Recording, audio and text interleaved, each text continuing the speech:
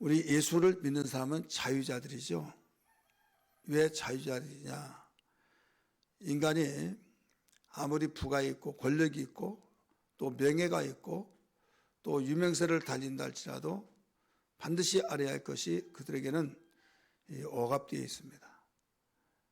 성공한 사람은 더 큰 성공을 위해서 또 자기의 업종과 자기의 관계된 모든 것들을 위협하고 있는 것들이 얼마나 많습니까? 그럴 때 내가 성공하리라. 이 계통에서, 이 업계에서, 그래서 각 분야에서 모두 경쟁사회 생활 속에서 스트레스를 굉장히 많이 받죠. 직장인도 마찬가지고.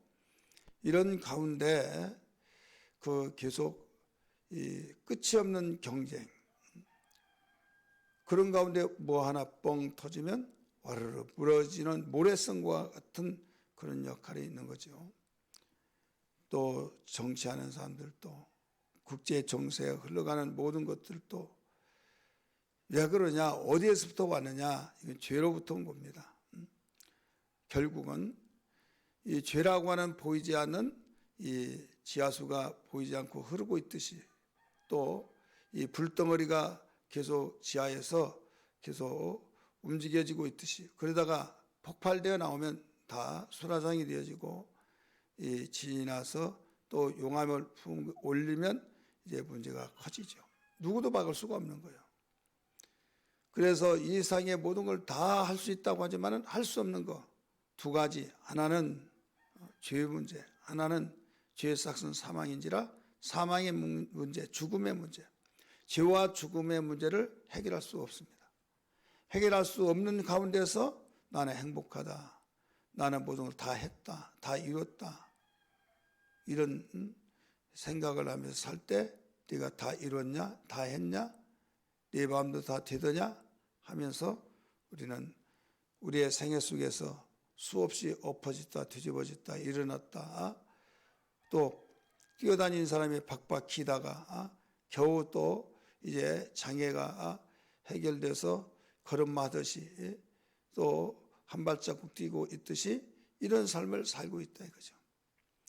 그런데 예수를 믿으면 여기서 다 해방이 되어버린 거예요.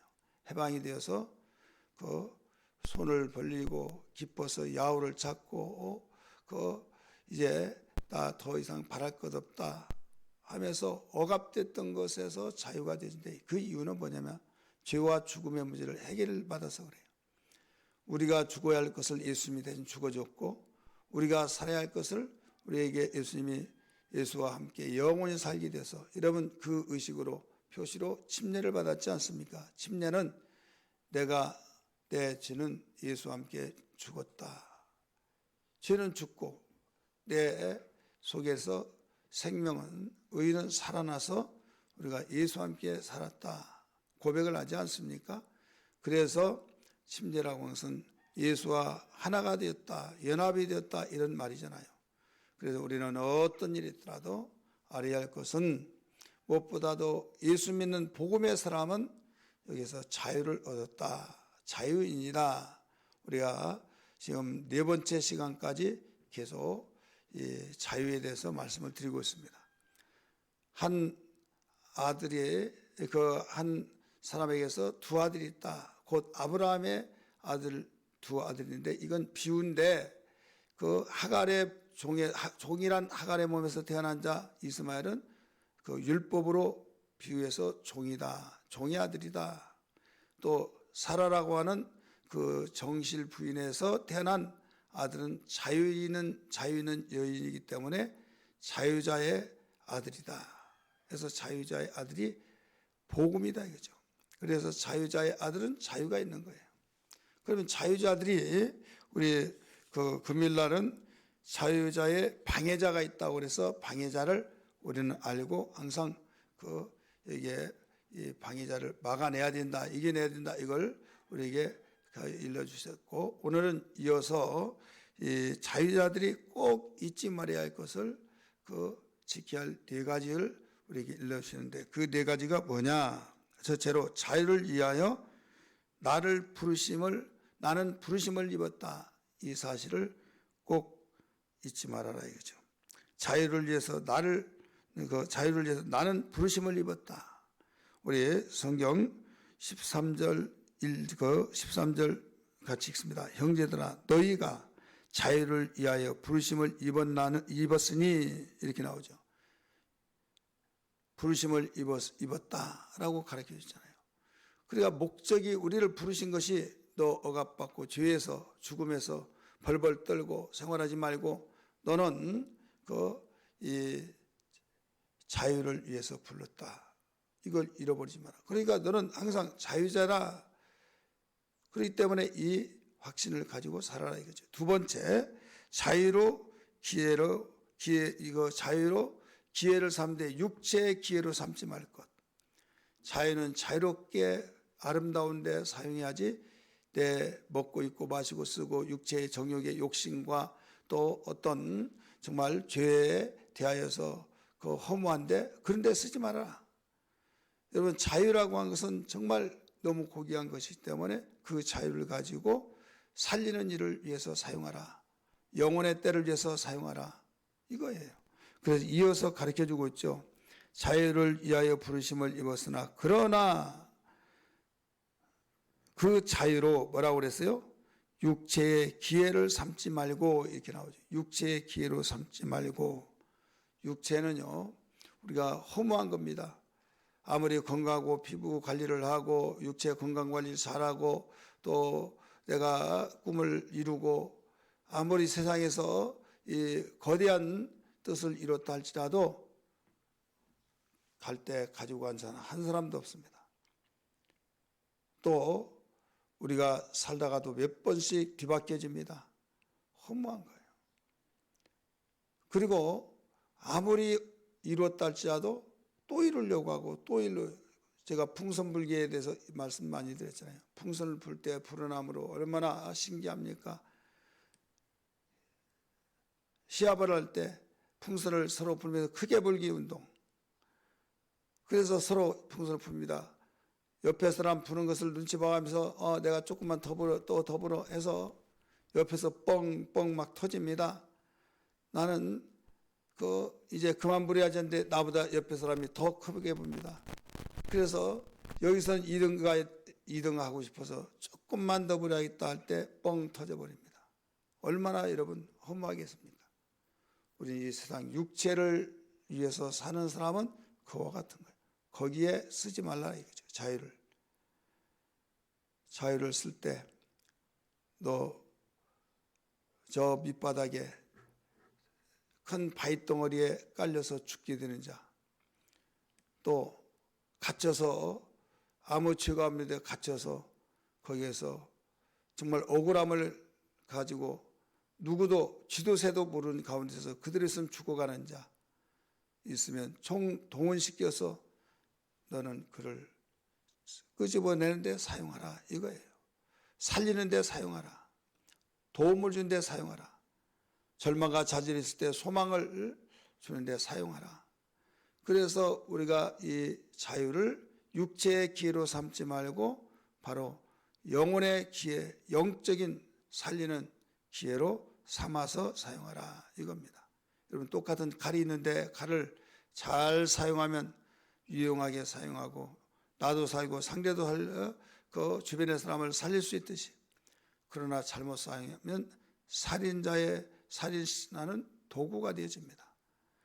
부엌칼이 여러분 잘 목적대로 사용되어지면 여러분 맛있는 음식을 만들어내지만은 이걸로 화가 난다고 해서 그걸 가지고 음식을 만들기 위해서 쓰여지는 그 분명히 목적 있는 그 칼인데 그런데 그걸로 사람을 죽이면은 살인의 도구가 된다 이거죠.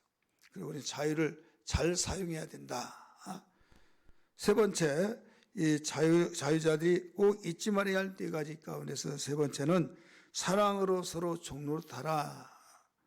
이렇게 가르쳐주고 있죠. 13절 같이 봅니다. 이어서 오직 사랑으로 서로 종노릇하라. 이게 바로 세 번째 자유자들이 꼭 잊지 말아야 할 세 번째입니다. 서로 사람은 대접받기를 좋아합니다. 내가 높은 자리에서 내가 너보다 더 위다, 이것을 원합니다. 그러다 보면 상대도 똑같은 인격을 가지잖아요. 누가 밑에서 박박히고 예의하고 싶은 사람 누가 있겠습니까? 어떤 사람은 준비되지도 않았는데 직장생활에서 상급자로부터 여러 가지 안 좋은 소리 들으니까 예라 모르겠다, 치사스러워서 직장생활 못하겠다 해가지고 나 사업하겠다, 그리고 거기에서 나도 직원 두고 사장하겠다, 그러다가 참 어려움을 많이 당한 사람이 있죠. 그렇기 때문에 우리는 여기에서 아름다운 분위기는 그 내가 너보다 위니까 라고 하다 보면 끝없이 끝이 없는 거예요. 그래서 그렇게 하지 말고 서로 사랑으로 너희들이 그 종노릇을 할 때 아름다움이 여기에 꽃을 피운다. 아름다움의 꽃이 펴진다. 예를 들어서 직장도 분위기가요, 상급자가 하급자를 위해주고 섬겨주고 격려해주고 칭찬해주고, 그 밑에 있는 사람은 또 이 사람을 상급자답게 깍듯이 높여주고, 이런 분위기가 바로 사회에 필요하고 가정에서도 필요하고 공동체에게 필요합니다. 우리 교회 생활에서도 필요합니다. 마찬가지로 우리 세상에 모든 이 세상이 그렇게 되어지기를 원한다 이거죠. 이 종로릇 하는 것이 어디에 종로릇 하느냐? 내가 사랑으로서 섬기는 종로릇. 나를 짓밟고 내가 미워하고 내가 정말 증오하는 그를 내가 침날드는 내 종이야. 그러면 여러분, 그는 복수의 칼이 갈려지고 있다는 걸 알아야만 합니다. 그래서 항상 우리는 그 자유를 가지되 내가 자유를 갖는 자로서의 사랑으로 종노릇을 서로 하라. 그래야면 결과는 그 분위기 자체가 천국을 이룬다는 걸 알아야 될 줄 믿기 바랍니다. 마지막 네 번째, 우리 자유자들이 꼭 잊지 말아야 할 네 번째, 서로 물고 먹으면 피차 멸망한다는 사실, 이것을 잊지 말아야 된다 이거죠. 우리 4절 말씀 읽습니다. 시작.